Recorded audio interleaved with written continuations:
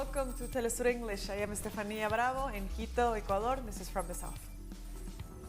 Brazilian President Jair Bolsonaro has fired his health minister Luis Mandetta amid the coronavirus crisis. Many fear this move will reverse the positive impact of the strict quarantine regulations Mandetta and state governors have been pushing for across the country. Our correspondent Brian Muir in Sao Paulo has the details.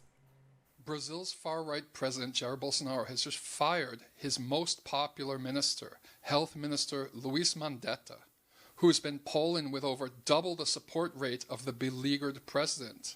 Recent polls showed that Mandetta has 76% of the Brazilian people behind him, whereas Bolsonaro only has 33%, in part due to his bumbling of the coronavirus crisis. Now, repeatedly over the last 2 months, every time President Bolsonaro makes the order to the governors to abandon quarantine, every time Bolsonaro asks the Brazilian people to ignore quarantine orders and go out on the street and tells them that coronavirus is a little cold and that chloroquine will cure coronavirus, Luis Mandetta has pushed back against the president. This has led to so much frustration that rumor has it that Bolsonaro tried to fire him 2 weeks ago and failed because the military stepped in. But now he's finally succeeded. What's going to happen to quarantine in Brazil, which is already giving successful results? It's already managing to flatten the curve in Sao Paulo. They've pushed back the estimated date of hospital system collapse because of the quarantines. What's going to happen to this now? Nobody knows. We have to see what the new health minister says, but presumably he's been chosen because he's an ideological ally of the far right-wing president. We thank our correspondent Brian Muir for that report. Jamaica now has the most number of COVID-19 cases in the English-speaking Caribbean after the island recorded 20 new positive results on Wednesday night. This takes the total number of confirmed cases to 125 with 5 deaths, while 21 persons have recovered. 41% of the confirmed cases are male and 59 female. Trinidad and Tobago is a close second with 114 COVID-19 positives and 8 deaths. The United States has blocked coronavirus test kits which were destined for Jamaica. Jamaica's government, a close U.S. ally in the region, is now awaiting supplies from other sources.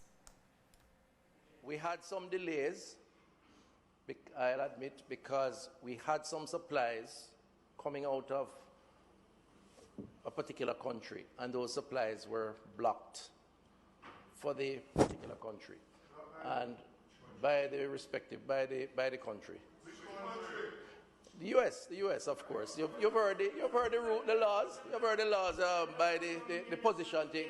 So we no, I'm not afraid, but I'm just saying. They have acted in their interest. We have to act in our interest. So in the meantime. In the meantime, Mr. Speaker, we have had to recalibrate our strategy in order to get from other sources, and that led to some delays. But we're getting ahead, and by the weekend into early next week. The Caribbean community has expressed regret that the United States has threatened the resources of the World Health Organization at a time of a pandemic. CARICOM heads of government held the group's 9th emergency meeting on Wednesday to address the response to COVID-19. Furthermore, members of the bloc reiterated calls for the lifting of sanctions against Cuba and Venezuela to allow all countries to join in the fight against the virus. And regarding accessing foreign aid, CARICOM agreed on a collective approach to international financial institutions to meet the fiscal challenges arising from the crisis. They urged that the criteria on GDP per capita not be the sole consideration in assessing the needs of the community. The bloc also agreed that additional technical work would be undertaken in specific areas and on development of a common public health policy to be presented for their consideration at another meeting in 2 weeks. The media fraternity in Trinidad and Tobago is mourning the loss of former actress, broadcaster, and media trainer Barbara Asson. Asson died earlier on Wednesday at the age of 91. The late stalwart was an actor before joining the media, appearing in productions in Trinidad and Tobago and in England, where she studied. She has been described by many as a talented and formidable broadcaster with a penchant for perfection and storytelling. The Caribbean is also mourning the loss of the famous playwright, author, and educator Michael Gilkes. The distinguished professor, poet, actor, and literary critic who won many awards is remembered for his contribution to the theater industry in Guyana, the Caribbean, and the rest of the world. Gilkes lived in the UK and contracted the coronavirus before dying of complications in London at the age of 86. We'll take a short break now. Don't go away.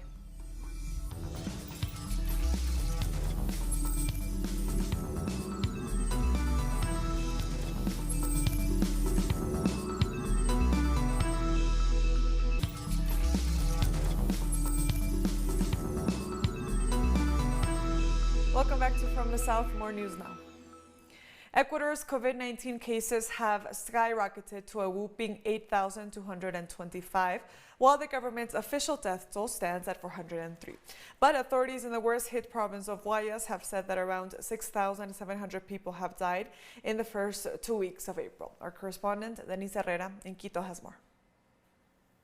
The Ecuadorian authority in charge of the special group for the removal of the corpses in the province of Guayas, Jorge Guatet, announced that around 6,700 people died in the first 15 days of the month of April. He also said that the common number of deaths in the province is around 2,000 people per month. In this context, the Ecuadorian government is still saying that the number of deaths in Ecuador is around 400. But recently also the economic minister of Ecuador, Richard Martinez, has appealed before the National Assembly. He said that he will send 2 economic reforms in the coming days.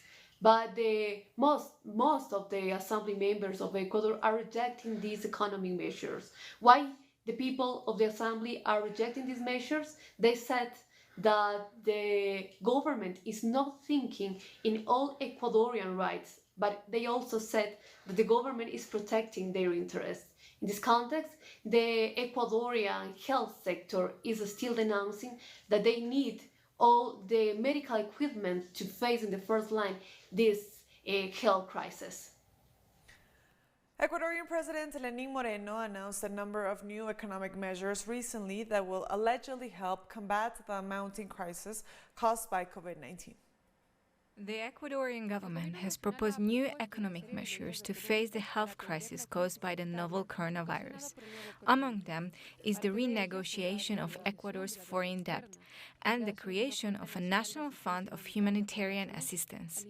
But the most noteworthy measure is the compulsory contribution imposed on citizens who earn more than $500 a month to be paid throughout the next 9 months. These measures do not address the health crisis. They only work to comply with the demands of the International Monetary Fund, something that was interrupted last October. They propose tax and labor reforms that are even more radical than what the IMF demanded, because they want to remove all subsidies and benefit bankers. These announcements were widely rejected by citizens across all sectors, while Ecuador's main workers' union continues to demand that authorities listen to their proposals.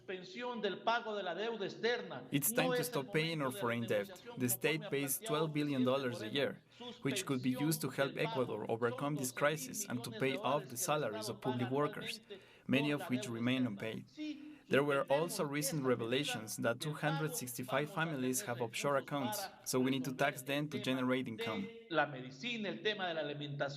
But the government says their economic plan seeks to protect the most vulnerable and to prevent layoffs. This administration will establish agreements between all sides to protect businesses, and new salaries can be agreed upon, as well as different schedules. There can also be extensions of debt payments and of home ownership loans. The goal is to prevent layoffs. But authorities from Quito's Chamber of Commerce say that there are other alternatives to confront the crisis, like reaching a consensus for a structural reform of the state in order to reduce spending.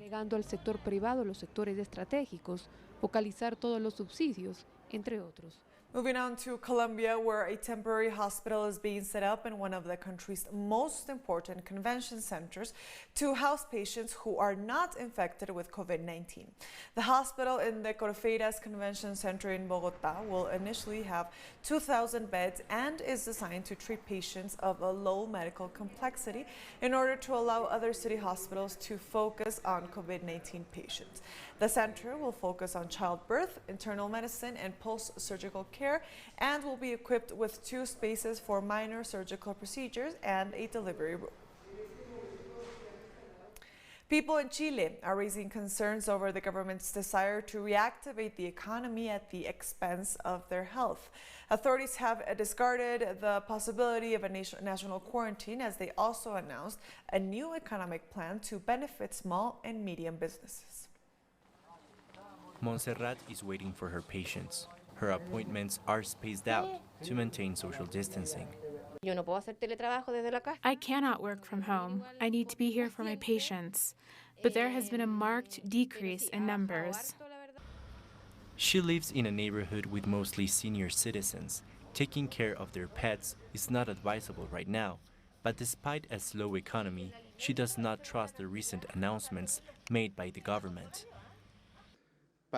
We have good news for small and medium businesses, which represent over 95% of Chile's companies.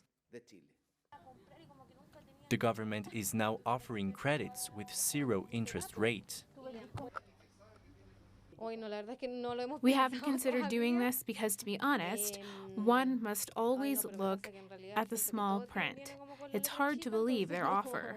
She's had a bad experience previously with a homeowner's loan and is wary of acquiring more debt. I received an email, but they ask for so many requirements in order to postpone our payments. Things are never what they say they are. Mistrust that is aggravated due to a lack of measures to protect the people. These are neoliberal plans. They are bonds, focused subsidies for financial institutions, for banks to lend money to small businesses. This is opposed to what other governments around the world are doing, like protecting citizens. Jimena says that if she doesn't sell her goods every day, she won't have anything to eat. Today, I did not sell anything. I don't have anything to even eat for lunch. Chile's workforce is made up of approximately 9 million people, but these economic plans are not aimed at them. The second economic plan, the one we know no details of, would allegedly propose to give banks around $3 billion in state guarantees, so they may lend money to businesses, to the sum of $24 billion. This is similar to the student credit plan established in 2006, but there is no guarantee that the banks will actually make the money available to the people. Amid this neoliberal onset, neighborhood economies are being strengthened. People are going less and less to supermarkets. Out of fear, they prefer to get their provisions here. The people help the people is the motto that became popular during the months-long anti-government protests. Best-selling Chilean author and activist Luis Sepúlveda has died at a hospital in northern Spain 6 weeks after testing positive for the novel coronavirus. He was 70 years old. Sepúlveda was taken to the hospital on February 25th after showing COVID-19 symptoms upon returning from a book festival in Portugal. In 1973, Sepúlveda was jailed and tortured by the Pinochet dictatorship after a U.S.-backed military coup overthrew Chile's democracy, but was freed 2.5 years later. He rose to international fame in the late 1980s with his first novel, The Old Man Who Read Love Stories, and went on to write some 20 novels, including chronicles and children's books. Argentina is making progress in its quarantine after the government announced that it will be extended until April 26. But some restrictions have already been lifted for specific sectors.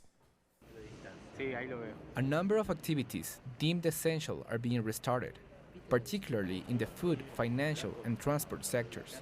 Restaurants adapted their installations to safely provide their services to people. We need to overcome. There is no other way. We are having issues resupplying every day. It takes us a long time to come back from the central market. At the checkpoints, there are lines 2 kilometers long. Those who must go to work say they take advantage of the chance to leave home to do any shopping that is necessary. I'm being very careful because I have to work in essential services, so I'm doing my best. The post office is continuing to work as well. It's difficult to be working at the post office now. We need to be extra careful. We're going into many elevators and many buildings. When we come back, we're disinfecting everything, taking every precaution. Corner stores are also keeping their doors open, although sales are lagging all over. This is not normal. At this hour, this place is full of people. But now, business is always slow. Even in Easter, we didn't sell many of the usual goods. We're gonna have to wait another week to see if we can sell more. This is how the people who must continue with their work are making life somewhat more bearable for all. Farmers in Costa Rica have donated crops that could not be exported to the town of Paraíso. Volunteers distributed the fruits and vegetables that would have perished to citizens in order to help them fight the ongoing pandemic. Costa Rica has so far reported 626 cases of the novel coronavirus, with 4 deaths.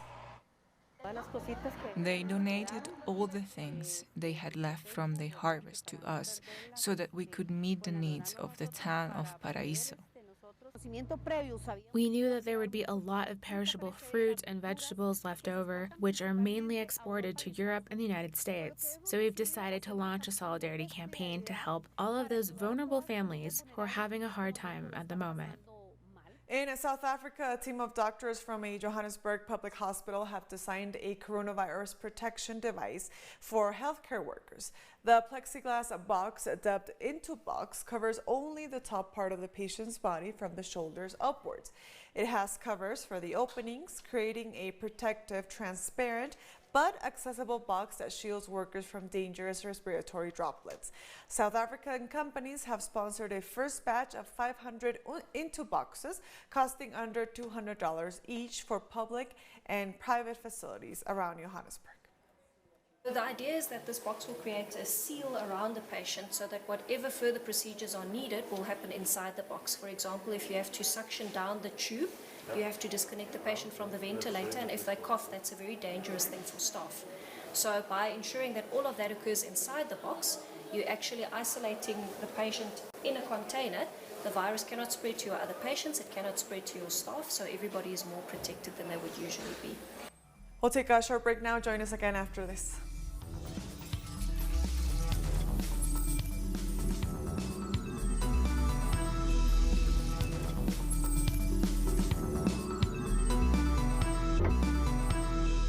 Welcome back from the South. More news now. Bangladesh's Coast Guard has rescued at least 382 Rohingya refugees floating in a boat in the country's territorial waters after nearly 2 months at sea. The Rohingya, who were thought to be from refugee camps on Bangladesh's southeast coast, were headed to Malaysia but turned back at sea when the country implemented a strict coastal protocol due to the coronavirus pandemic. According to reports, at least 32 Rohingya died on board. We entered Malaysian waters 3 times, but they didn't let us in. Many of us died in the heat and sweat. There were too many on board, women and children. We floated in the sea for 2 months and 18 days. At least 60 people died. There were over 500 people. The women kept thinking that Ramadan was coming. If we died, we would be martyrs for dying in the sea. The British Foreign Minister has announced that the UK will extend its coronavirus lockdown for at least another 3 weeks as the country's death toll stands at over 13,700. The advice from SAGE is that relaxing any of the measures currently in place would risk damage to both public health and our economy. Patrick and Chris will be able to go into further details on all of this shortly.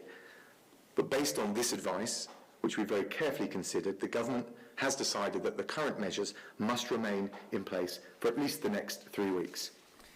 Online retailer giant Amazon has said that it doesn't know when it would reopen its distribution centers in France after they were closed due to a court order.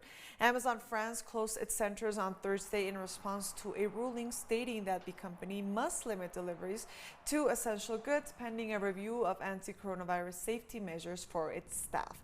This comes after the company's biggest labor union, SUR, said workers were being forced to work in close proximity. Amazon initially said they would close for 5 days, but later said the reopening date was unknown. The Amazon warehouses were real clusters of the epidemic. We went from employees who had the symptoms of the disease to employees who were clearly ill, tested COVID positive. And as we speak, one of them is still in intensive care. So, just that we can't regret the deaths in certain areas, I am thinking of mass distribution or safety. We have decided to act responsibly. The French army has announced that 668 sailors out of nearly 2,000 who were aboard an aircraft carrier when a coronavirus outbreak occurred at sea have tested positive for the virus. This comes after it was decided last week to bring the Charles de Gaulle aircraft carrier home 10 days early from a deployment in the Atlantic after some crew members showed coronavirus symptoms. 20 sailors have been hospitalized and 1 sailor is in intensive care. They are being monitored several times a day by doctors from the Army Medical Service, allowing us to follow their condition very closely. If their condition worsens, they are taken immediately to the Saint Anne Military Teaching Hospital in Toulon. Japan's Prime Minister Shinzo Abe has expanded an ongoing state of emergency to all of Japan as the new coronavirus continues to spread. Japan has so far reported 8,626 COVID-19 cases and 178 deaths. We will expand the area for implementing emergency measures that were declared on April 7, from the 7 prefectures to all prefectures. The implementation period remains unchanged through May 6th. Going forward, as we head into the Golden Week, we call on residents of all prefectures to absolutely avoid unnecessary or non-urgent travel back home for holiday travels or traveling between prefectures from the perspective of preventing widespread infection. Italian police has seized 400,000 masks illegally imported into Italy from China. The masks were illegally imported through customs and airports and marketed throughout Italy. 4 businessmen have been placed under investigation on suspicion of planning to import 5 million masks in a week. They claim the material was destined for essential services, thus earning government exceptions, but the police said this was a false statement. In Italy, an 80-year-old man is running a stretching class for his neighbors who join him from their balconies as a way of keeping fit during this coronavirus epidemic. Luciano Romoli, a former mechanic at Fiat, runs the class every day at noon for his senior neighbors who want to use this time to stay active. The 20-minute class starts with the Italian national anthem and goes to the gymnastics class accompanied by music. This neighborhood is very active, in the sense that we are all friends. We have had adventures back in the day, and now we have a very nice community. That's why now we do these 20 minutes of gymnastics. People look out from their balcony, put the national anthem at the beginning. Then I start with the gymnastics. Then when I finish, we repeat the national anthem again. And with that, we've come to the end of this news brief. You can find these and many other stories on our website at telesurenglish.net. And be sure to follow us on social media as well. We are on Facebook, on Twitter, and on Instagram. And be sure to follow me on Twitter at @ebravotelesur. For Telesur English, I am Stefania Bravo. Until next time.